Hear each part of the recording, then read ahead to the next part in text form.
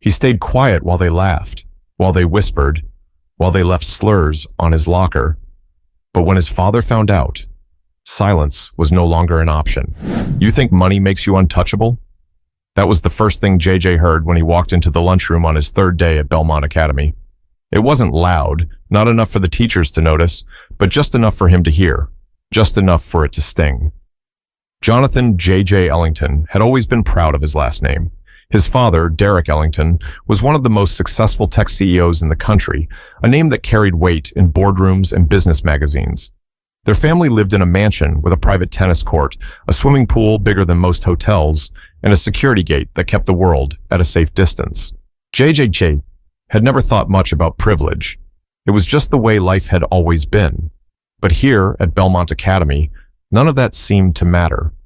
The school was one of the most prestigious in Santa Barbara, California, a place where old money ruled and new money had to prove itself. The kind of school where last names were legacies, passed down like heirlooms, and where students carried themselves with the quiet confidence of knowing they belonged. JJ thought he'd fit in. After all, his dad was one of the wealthiest men in the state. He had all the same things his classmates did: the designer sneakers, the latest iPhone, the expensive watch. But something was different. The whispers started almost immediately. Does he even belong here? I mean, sure, his dad's rich, but his hair looks weird. I bet he got in because of some diversity quota. JJ tried to ignore it. He kept his head down, focused on his classes, and stayed polite. But the comments kept coming, sliding between conversations like knives hidden in soft voices. It wasn't just the students. The parents had their own way of making him feel like an outsider. They didn't say it outright, but JJ noticed how they never seemed to acknowledge his dad at school events, how they smiled tightly when they spoke to his mother, but never quite invited her into their circles, how their eyes lingered just a second too long when he walked past. JJ told himself he was imagining things, that he just had to prove himself. But then the prank started. The first time, he found his locker filled with crumpled paper and notes that read, "Go back where you came from." The second time, someone knocked his lunch tray out of his hands, laughing when his food spilled across the floor. The third time, he opened his backpack and found a single piece of paper inside. 5 words, written in thick black ink. "You'll never belong here." JJ clenched his jaw and stuffed the paper deep into his pocket. He wouldn't let them see him break. But that night, as he sat at the dinner table, pushing his food around his plate, his father noticed. "Something wrong?" Derrick asked, setting down his fork. JJ forced a smile. "Just tired." Derrick studied him for a long moment, but didn't push. Not yet. But the truth was, JJ wasn't just tired. He was exhausted. He thought Belmont Academy was supposed to be the place where he'd find friends, where he'd fit in, where people wouldn't see him as just a black kid in a school full of rich white kids. But now, he wasn't so sure. And the worst part? He had no idea how much worse it was going to get. But JJ didn't realize that no matter how hard he tried to blend in, some people were determined to push him out. JJ started keeping his head down. He figured if he stayed quiet, stayed out of the way, maybe they'd get bored and move on. That's what his mom always told him. "Kill him with kindness, baby. Don't give them a reason to hate you." But it didn't matter how nice he was. In history class, whenever the topic of slavery or civil rights came up, all eyes shifted toward him. Some of the kids snickered, like they were waiting for him to say something. Others just stared.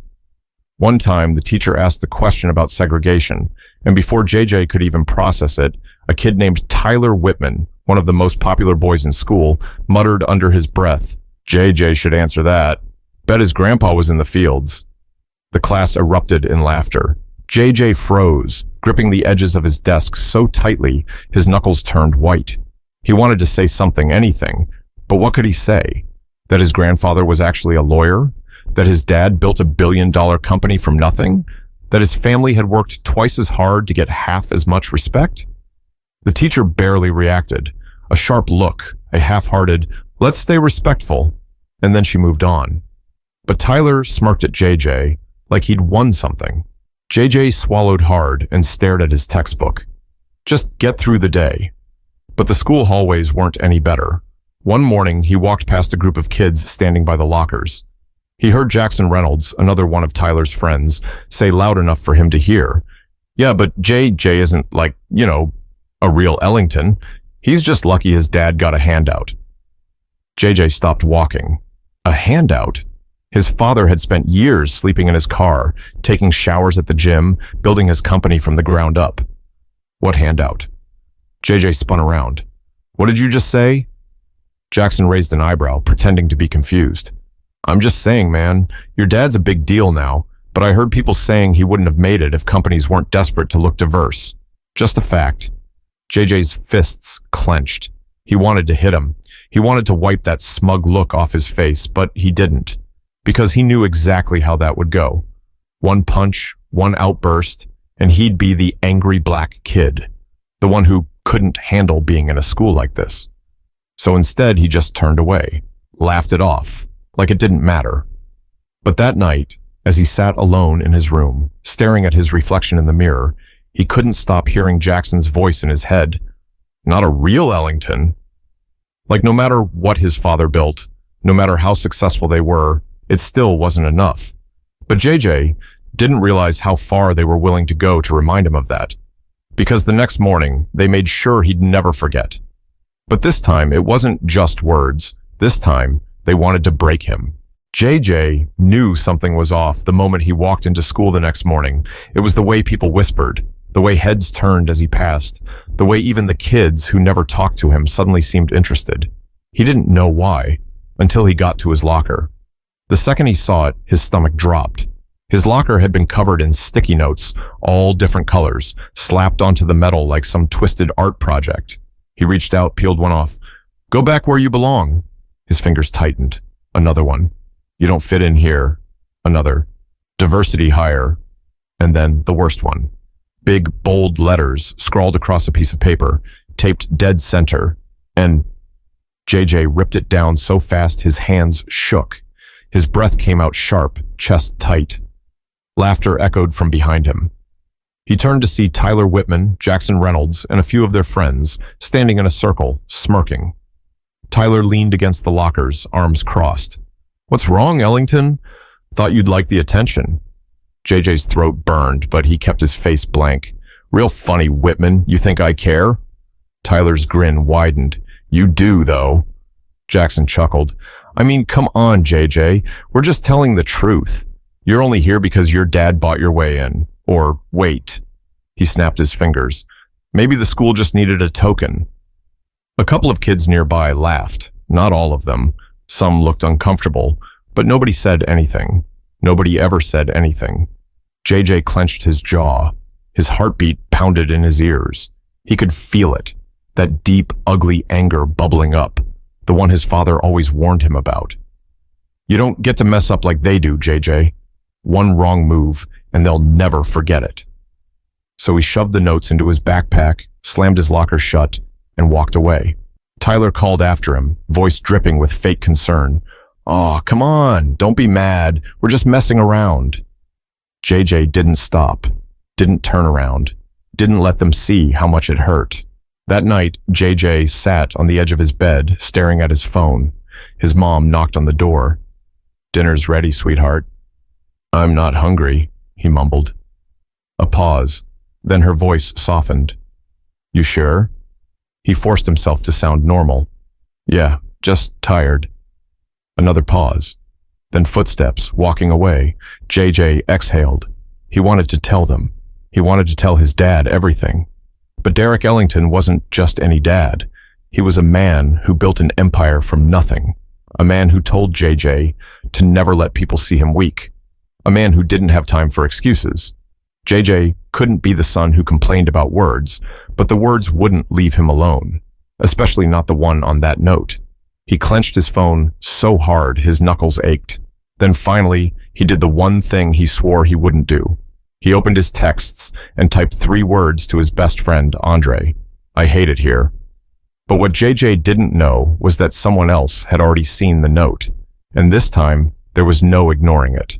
Derrick Ellington had spent years fighting battles in boardrooms, shutting down doubters, proving to the world that he belonged at the top. But nothing prepared him for this. It started with a phone call. JJ's homeroom teacher, Ms. Caldwell, had called the house, voice tight, carefully measured. "Mr. Ellington, I think we need to talk about what's been happening to JJ at school." Derrick frowned, setting down the thick contract he'd been reviewing. He glanced at his wife, Renee, who stood nearby, already looking concerned. "What do you mean? What happened?" A pause. Then Ms. Caldwell said 4 words that sent a cold, sharp weight to his chest. "There was a note." JJ sat at the dinner table, barely touching his food. He kept his head down, pushing rice around his plate with his fork. His father watched him carefully. Finally, Derrick spoke. "I got a call from your teacher today." JJ's stomach twisted, his grip tightened around his fork. Renee leaned forward, eyes soft with concern. "Baby, why didn't you tell us?" JJ shrugged. "It's nothing." Derrick's voice sharpened. "A slur on your locker isn't nothing." Silence. JJ kept his gaze locked on his plate. His father never raised his voice. Never had to. He had the kind of presence that made people listen, that made even the most powerful executives sit up straight. But right now, it wasn't just authority in his voice. It was something else. Anger. Renee reached for JJ's hand. "Honey, you know you can talk to us." JJ swallowed hard. He wanted to. But what was the point? His dad was Derrick Ellington, a man who had never let racism stop him. A man who had built his own company because no one would give him a chance. A man who had told JJ 1,000,000 times, "You work harder. You prove them wrong. That's how you win." JJ forced a small smile. "I'm fine, really." Derrick exhaled sharply. "JJ, don't do that. Don't act like this doesn't bother you." JJ flinched. His dad almost never used that tone with him. Renee gave Derrick a look, but he wasn't backing down. "You think ignoring it is going to make it stop?" Derrick pressed. JJ snapped. "What do you want me to do, Dad? Fight them? Get myself expelled?" "That's what they want." Derrick's jaw tightened. "I want you to stand up for yourself." JJ pushed back his chair. "You think I don't? You think I don't try? It doesn't matter.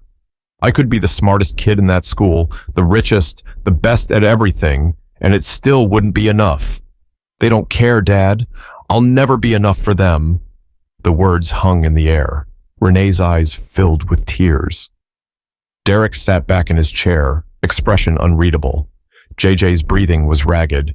He hated how raw his voice sounded, how close he was to breaking. "I gotta go," he mumbled, storming upstairs before they could see the tears welling in his eyes. Derrick sat in his office, staring at the dim glow of his laptop screen. The contracts in front of him blurred together. He couldn't focus. His son was hurting, and he had no idea how to fix it. Renee walked in, arms crossed. "You were too hard on him." Derrick sighed, rubbing his temples. I don't want him to let them win." She sat down across from him. "He's 12, Derrick. He shouldn't have to fight like you did." That hit harder than he expected. Derrick had spent his whole life fighting, clawing his way up, proving people wrong. He'd always thought that was the answer. But now, looking at his son, his smart, kind, hurting son, he realized something. Maybe this wasn't a battle JJ needed to fight alone. Maybe this was a battle Derrick needed to fight for him. He closed his laptop, and the next morning, he walked into Belmont Academy, ready for war.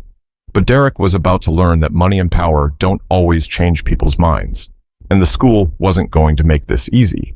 Derrick Ellington walked through the front doors of Belmont Academy like he was walking into a boardroom. He wasn't here to make a scene. He was here to get answers. The receptionist, a woman in her late 50s with perfectly styled hair and pearl earrings, looked up and forced a tight smile. "Mr. Ellington, what a surprise." Derrick gave a curt nod. "I need to speak with the principal. Now." She hesitated. "Do you have an appointment?" Derrick folded his arms. "No, but I suggest you make one." The receptionist's smile faltered. She picked up the phone. "One moment." Minutes later, Derrick was sitting across from Principal Simon Westbrook, a man who had probably been running this school longer than Derrick had been building his company. He had the look of someone who prided himself on maintaining tradition. Derrick cut straight to the point. "My son has been harassed since the day he walked into the school. It started with whispers, then notes, then slurs on his locker, and you let it happen." Westbrook cleared his throat, shifting uncomfortably. Mr. Ellington, I assure you, we take bullying very seriously. Do you? Derrick interrupted, voice like steel. Because my son has been dealing with this for weeks, and not once has a teacher stepped in. Not once has a single student been held accountable. Westbrook's expression barely changed. We encourage our students to come forward when they experience difficulties. He did come forward, Derrick snapped, and nothing changed. A long silence. Westbrook sighed, lacing his fingers together. Mr. Ellington, I understand your frustration, but you have to consider the environment here. Belmont Academy is an elite institution, and we expect our students to handle challenges with maturity. These are young boys. Sometimes they say things without understanding the weight of their words. Derrick leaned forward, his voice dangerously calm. The word written on my son's locker had plenty of weight, and those young boys knew exactly what they were doing. Westbrook gave a tight, polite smile, the kind Derrick had seen in 1,000 corporate meetings, the kind that meant, we hear you, but we don't actually care. Perhaps this school just isn't the right fit for JJ, Westbrook said smoothly. If he's struggling to adjust, I'm sure there are other institutions that might better suit. Derrick's laugh was sharp. So now the problem is him? I didn't say that. You didn't have to. Silence. Then Derrick stood up. He straightened his suit jacket, looked Westbrook dead in the eye, and said, You think I'm just going to take my son and walk away? You don't know who you're dealing with. He turned and left without another word. JJ sat alone in the library, trying to pretend he wasn't dreading lunchtime. Ever since the note incident, the bullying hadn't slowed down. It had just gotten quieter. Instead of shoving him or calling him names outright, Tyler and his friends had started playing a different game. Now, every time JJ walked into a room, they'd just stop talking. They'd exchange smirks, lean in like they were sharing some secret joke, and then laugh. They didn't have to say anything anymore. They had already planted the seed. JJ kept his head down, flipping pages in a textbook he wasn't reading, when suddenly his phone buzzed. A message from his dad. Meet me outside after school. JJ's stomach twisted. He knew that tone. His dad was about to do something big. When JJ walked out of Belmont Academy, he immediately saw his father's black Mercedes Maybach parked by the curb. That wasn't unusual, but the news cameras waiting nearby, that was new. JJ's eyes widened. Dad, what are you doing? Derrick stood tall, looking like he belonged at a press conference, not a school pickup line. His voice was calm, measured, but there was fire behind it. I told you, he said, looking his son in the eye. I don't let people silence me. Before JJ could say another word, Derrick stepped forward, right in front of the cameras. A reporter from a local news station adjusted her mic, eyes sharp with interest. Mr. Ellington, can you tell us why you're here today? Derrick didn't hesitate. I'm here because my son has been the target of repeated racial harassment at this school. I'm here because instead of protecting him, the administration ignored it. And I'm here because silence is complicity. JJ felt his heartbeat hammering in his chest. This was huge. Tyler, Jackson, and a few other students stood near the entrance watching. They weren't smirking now. One of the cameras turned toward them. Jackson shifted uncomfortably. Tyler looked away. The principal walked out of the building, his face pale. Mr. Ellington, I don't believe this is necessary. Oh, it's very necessary, Derrick interrupted. If my son isn't safe here, then no black child is. Silence. The weight of those words hung in the air. The principal looked at the cameras, suddenly aware of just how bad this looked. Derrick turned back to the reporters. I want parents to know what's happening here. I want students who have experienced this to come forward, and I want accountability. JJ swallowed hard, watching his father stand there fearless. For the first time in weeks, the weight in his chest felt a little lighter. Maybe things were about to change. Maybe he wasn't alone after all, but change doesn't come easy. And some people weren't ready to let go of their power without a fight. The next morning, Belmont Academy was in chaos. The story had spread overnight. News stations picked it up. Social media was flooded with reactions. Parents were furious, some demanding change, others defending the school.